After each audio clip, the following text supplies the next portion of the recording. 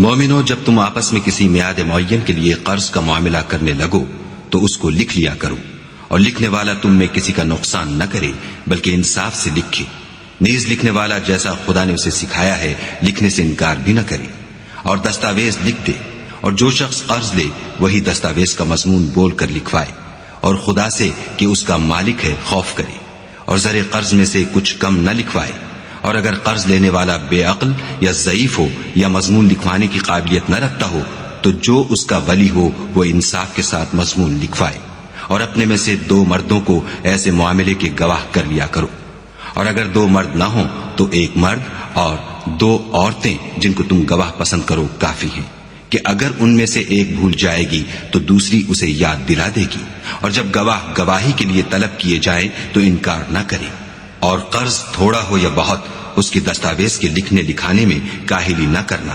یہ بات خدا کے نزدیک نہایت قرین انصاف ہے، اور شہادت کے لیے بھی یہ بہت درست طریقہ ہے، اس سے تم کو کسی طرح کا شک و شبہ بھی نہیں پڑے گا۔ ہاں، اگر سودا دست بدست ہو جو تم آپس میں لیتے دیتے ہو تو اگر ایسے معاملے کی دستاویز نہ لکھو تو تم پر کچھ گناہ نہیں، اور جب خرید و فروخت کیا کرو تو بھی گواہ کر لیا کرو، اور کاتب دستاویز اور گواہ معاملہ کرنے والوں کا کسی طرح کا نقصان نہ کرے۔ اگر تم لوگ ایسا کرو تو یہ تمہارے لیے گناہ کی بات ہے، اور خدا سے ڈرو اور دیکھو کہ وہ تم کو کیسی مفید باتیں سکھاتا ہے، اور خدا ہر چیز سے واقف ہے۔